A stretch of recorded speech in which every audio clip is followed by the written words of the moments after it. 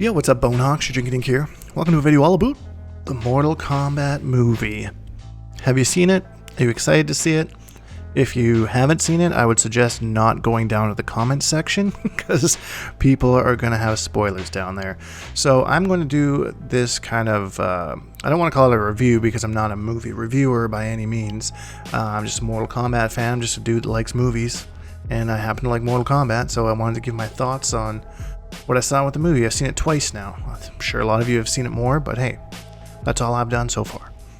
So we have my little Bonehawk guy up in the corner here. Wrong side right there, right there. Oh, baby, I'm good at this.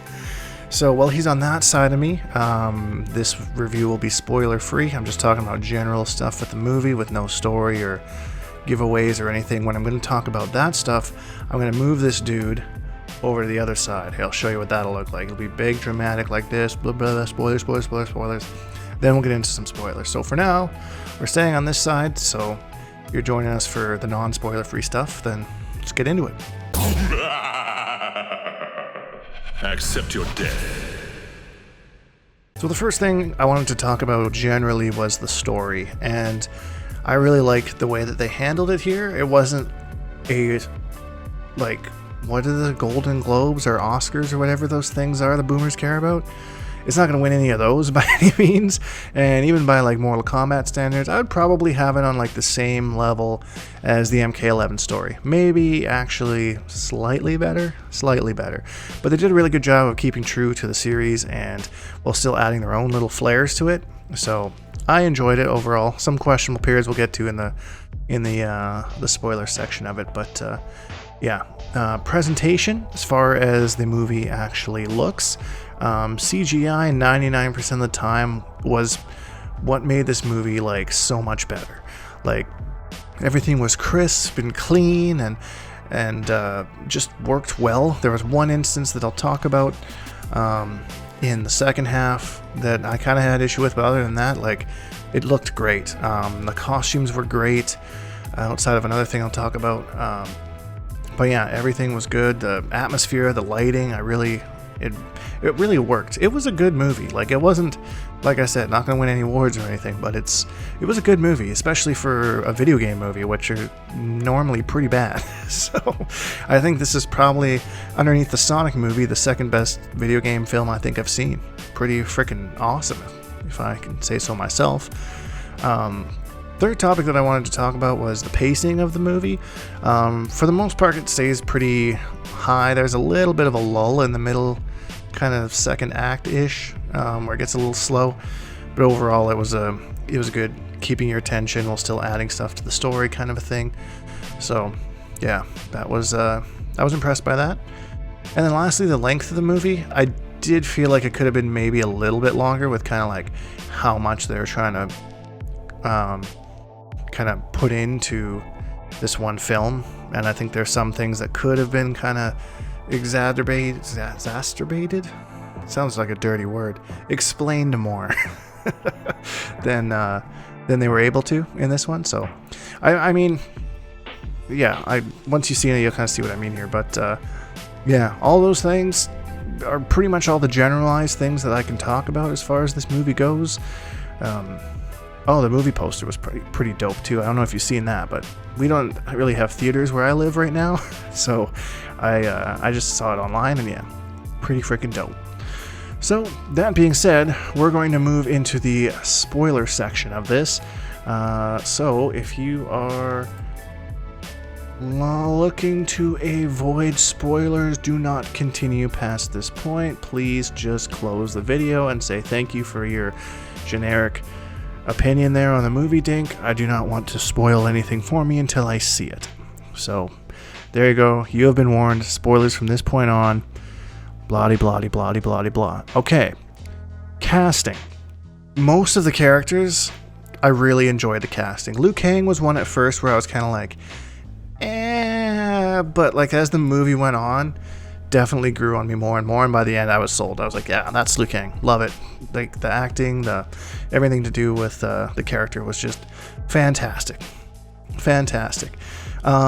There are two exceptions that I have that I was not very happy with the casting. One was Raiden. This was probably the biggest one to me, and there's nothing against the actor or anything.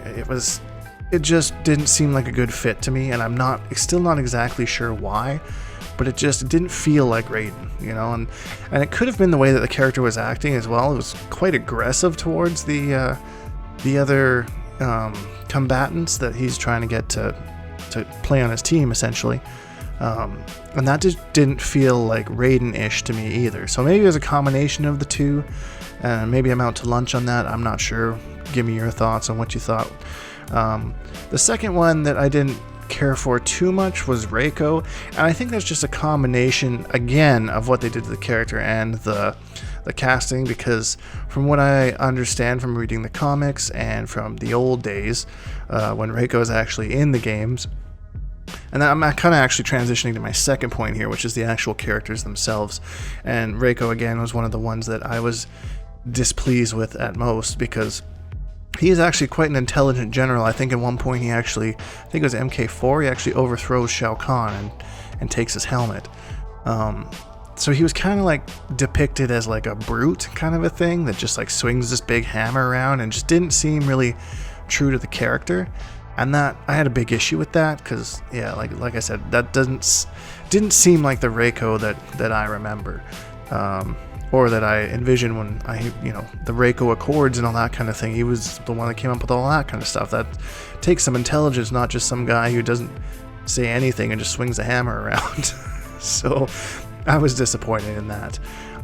One thing that I was super excited for, and I think everyone was kind of right there with me, was Natara. Holy smokes.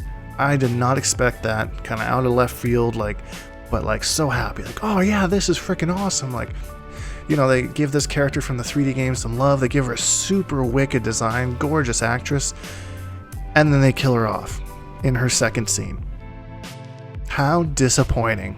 With such a cool character, and you had such basically a clean slate to give her this amazing story or anything. I don't think she even gets a speaking line. Just killed off. Did like the nod to the MKX fatality. That was pretty dope. But unfortunately, it was on a character that I was super stoked on. I think a lot of others probably felt the same way, where they were just super stoked on Natara and coming back, and yeah, that's so cool, and then just buzzsawed. Womp womp, as Kano says. That was actually probably one of my favorite parts of the movie. Where's your symbol? I don't have one. Womp womp. And that brings me to Kano, who really stole the show. This was basically Mortal Kombat Kano edition. What great writing for the character. What great acting. Just far and away the top character in that movie. So I'm sure a lot of people agree. Kano definitely carried a lot of that movie with him. And he was just so witty and so funny, and it was almost, every second you're just waiting for him to say something else, and the little background, little subtle hints and stuff that he has. Oh man, just so well done, all in all.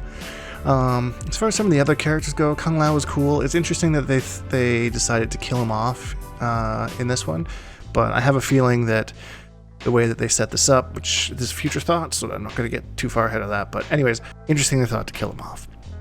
One thing that I actually really liked that they did was they kind of switched this narrative of Sub-Zero and Scorpion, because Sub-Zero's not really a bad guy. If obviously the Mortal Kombat story, that it was actually Quan Chi pretending to be Sub-Zero so you could trick him, blah blah blah. Sub-Zero was never actually a bad dude, but this is kind of a cool twist on that, where Sub-Zero actually is a bad dude, and Scorpion is kind of the hero that we're rooting for here. And a lot of people, I saw somebody, I think it was Scar on Twitter, that was saying something about if you saw the movie poster, you'd think it was Sub-Zero versus Scorpion, but it actually wasn't, or something like that. And I was thinking, what? It starts off as Sub-Zero versus Scorpion, Hanzo Hasashi against Bihan, and then throughout the movie it drops hints, and then you get that classic battle between the two ninjas at the very end. And I think the filler in between all the Mortal Kombat fans and the fan service, but at the heart of it, there's still Sub-Zero versus Scorpion. It's how we open it, it's how we end it, and I thought that was very well done. I really liked that. Interesting to see what happens to Bihan in the upcoming movies. I have a guess, given by what I know about Mortal Kombat. but we'll see if it actually comes to fruition. So, okay, so that's pretty much what I wanted to talk about. Any characters that I kind of missed there? Shang Tsung, I wasn't super happy on the casting, but I think that's just because I'm biased, you know, towards Tagawa. Like, it's hard to see anybody else in that role. So yeah, I think that's just my own personal bias getting in the way there. But I did think that they did an interesting job with his design. The dark black eyes were kind of cool. I enjoyed that a lot. I thought that look was cool. Cabal was cool. I wish they would have given him a little bit more screen time because I like the character. I like the almost Jersey kind of accent that he had. Made it very believable that him and Kano were buddies, you know, back in the day. Presentation, the CGI of Goro when he's taking on Cole, man, it is so smooth, so clean. When he like cuts his stomach open, I forget that it's CGI. It looks so good. The one part where I felt it was janky, and this was just kind of unfortunate timing, was when they had, at first I thought it was Reptile, but then he said when I watched it the second time, I noticed he said, send in the reptilian Scythos or something. They didn't actually call him Reptile, because Reptile is a Saurian race, so I thought, well, maybe it's a race thing, but no, I don't know if it's supposed to be something completely different or what, but anyways, the reptile looking like thing, when it's moving along on the rafters, it's kind of a little bit janky, and it caught my eye because that was like one of the early instances of the CGI as far as like a moving being in that movie, so I was kind of like, oh god, I hope the rest of this isn't this bad. But that was the only part that kind of looked off to me. Other than that, CGI was amazing. Everything else was amazing. I did want to talk about that because I had alluded to it earlier. Future thoughts, they hard set this thing up for a sequel, like hard, and I've seen some talks about coming up with a Mortal Kombat cinematic universe, which would be pretty cool, like a Marvel kind of a thing. So my predictions on what's going to happen here are the Bihan will be resurrected as Noob Saibot, Quan Chi will make a return. I'm going to go on the limb and say that Scarlet is going to make a presence because they have killed off a lot of characters already. Like they killed off Cabal, Melina, Kano. So they kind of need to bring in some new ones, and I think Scarlet would be a good one for them to kind of play around with and really have some fun. And it'd be good to see her in a movie form as well. So Johnny Cage is also one. I think Katana we're going to see in the next one. Mind you, we did see the fan in the background in this one, which makes me think that either Earthrealm like cleaned her out and now has her fan as like a trophy or something like that, or B, maybe she just was doing something else in this whole time. I don't know how to feel about that.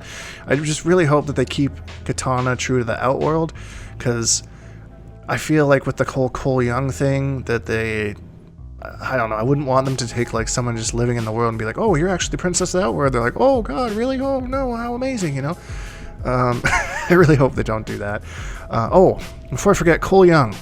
I actually didn't hate the character. I was concerned that they were going to make him like generic kind of dude, which he was a little bit. I didn't get the reference to his like special power, because they were making fun of his defense at the start of the film, and I guess his secret power ended up being defense to defend his family.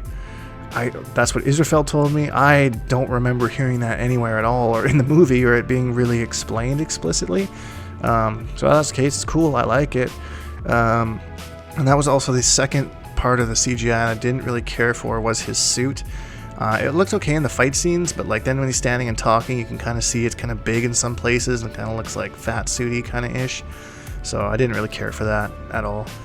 But overall, I did like the character. I am excited to see how he fits more into the universe, if they're going to introduce him into the universe, that kind of thing.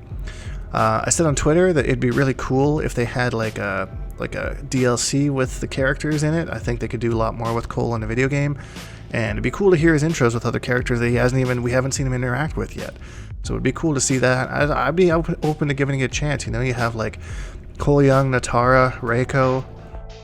That'd make for a pretty cool combat pack, and then maybe another guest character. I guess Cole Young is technically a guest character. I don't know how you would view that. I guess they've implanted him into the Mortal Kombat universe now, so technically he's a Mortal Kombat character. Okay, there we go. And that's basically it, my thoughts on the movie. If you've seen the movie and you want to hear my opinion on something that I didn't talk about here, post your question in the comments down below. I'll be reading them. I'll be responding to them. I read every single comment, and I put a like and a heart on each one because I thank you all for commenting, and that lets you know that I read it, because I do. I read it, take your feedback. Sometimes your comments actually completely change a video idea that I had, or give me a great idea and I go forward with it, something like that. So final thought on the movie, I'd give it around the 7 out of 10 mark. You know, like I said, it's not winning any awards or anything. It's a really fun watch, lots of fan service. Eddie Tobias. The one thing that didn't work as well that they were trying to do was all like the references. Like, it just came off super cheesy when they're like flawless victory, or like fatality for the Shaolin. You know, so some of those were like a little bit, that's a little bit much, you know. And it works way better in that tournament setting when Shang Tsung says it like in the original movie. So, but 7 out of 10, that's my thoughts. Did you enjoy it? Let me know. Comments down below. If you enjoyed this video, please leave a like, because it really helps me out, and subscribe if you haven't, to make new videos almost every single day. Hashtag Bonehawks, all that stuff, and we'll see all you guys in the next video.